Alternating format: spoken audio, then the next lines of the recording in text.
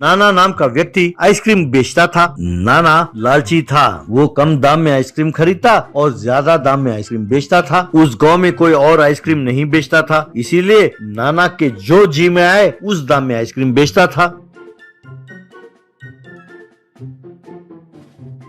एक दिन नाना अपने साले से, ये तो अपना नसीब अच्छा है कि इस गांव में और कोई आइसक्रीम का दुकान नहीं चलाता। अगर कोई और आइसक्रीम का दुकान चलाता तो अपना तो बहुत नुकसान हो जाता। नाना का साला, अरे कैसे खोलेंगे जीजाजी? अगर कोई आपके खिलाफ आइसक्रीम की दुकान लगाने की कोशिश करता है तो उसका सर्वनाश कैसे करते हैं हम लोग हैं? भाई हम तो उनका नाश का खूब बढ़िया प्लान बनाते हैं, और इसके बावजूद किसी ने आइसक्रीम की दुकान खोली तो हम खुद उसके आइसक्रीम दुकान का तहस नहस कर देते हैं। तब नाना, अरे साले साहब, यूं ये राज की बातें जोर जोर से चिल्ला कर ना बताया करो, यहाँ तो दीवारों के भी कान होते हैं। कुछ भी कहो भाई, आपकी सोच की दाद देनी होगी। आप एक साधारण आइसक्रीम का नया नया नाम रख के अजीब अजीब तरीके से बेचते हो। भाई आप वाकई महान हो जीजाजी।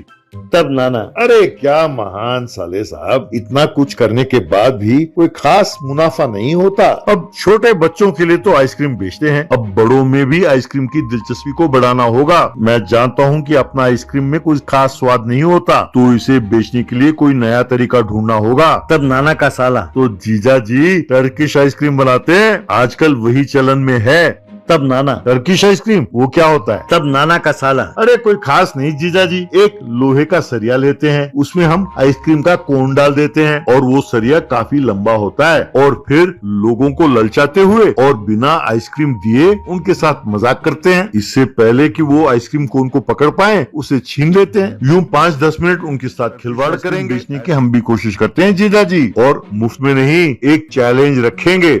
तब नाना, अरे ये तो सुनने में बहुत बढ़िया लग रहा है, वैसे चैलेंज क्या होगा? तब साला, कोई खास नहीं जीजा जी, हम लोगों को कहेंगे जो उस आइसक्रीम को पहली बार में पकड़ लेगा उसे 1 लाख रुपए का इनाम मिलेगा। तब नाना, अरे साले साहब, ये बात बनेगी कि नहीं बनेगी? अगर बात बिगड़ गई तो 1 लाख रुपए से हाथ धो बैठूंगा मैं।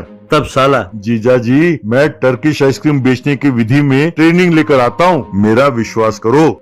यूं नाना का साला टर्किश आइसक्रीम कैसे बनाना है उस विधि में ट्रेनिंग लेकर आता है। तब नाना गांव में खबर फैला देता है कि जो टर्किश आइसक्रीम को पहली बारी में पकड़ लेगा उसे 1 लाख रुपए का इनाम मिलेगा। ये सुनकर गांव वाले बड़ी मात्रा में वहां पहुंचे, लेकिन कोई भी उस आइसक्रीम को पकड़ नहीं पाया। यूं दोनों ने बहुत पैसे कमाए। उसी गांव में एक छोटी सी बच्ची अपनी माँ के साथ ईंटों को ढोते हुए मेहनत कर रही थी। उस रास्ते से गुजर रहे मोहन नाम के एक पुलिस वाले ने इस दृश्य को देखा। तब मोहन उस बच्ची के माँ के पास गया और उस बच्ची की माँ से, बहन जी लगता है ये आपकी बेटी है, ये तो इसके पढ़ने लिखने का उम्र है, आप इससे ऐसे काम क्यों करा रही हैं? आप जानते हो ना कि बाल मजदूरी कानूनी जुर्म है।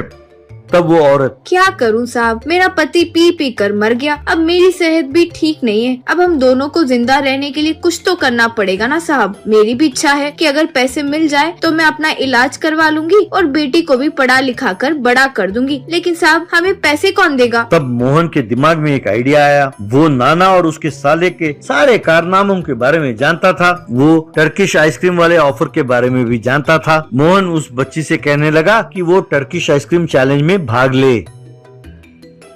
यूं उस लड़की ने उस चैलेंज में हार जाती है।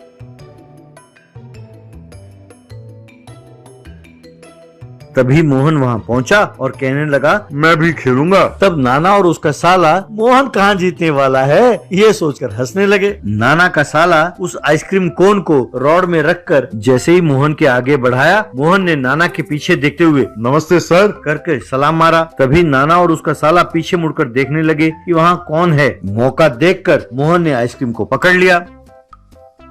तब हार मानकर मोहन को नाना ने 1 लाख रुपए दिए। उन पैसों को ले जाकर मोहन ने उस बच्ची के माँ को दिया। वो पैसे लेकर उस माँ ने मोहन को धन्यवाद कहा। बाद में उन पैसों से उसने अपना इलाज कराया और अपनी बेटी को स्कूल भेजने लगी।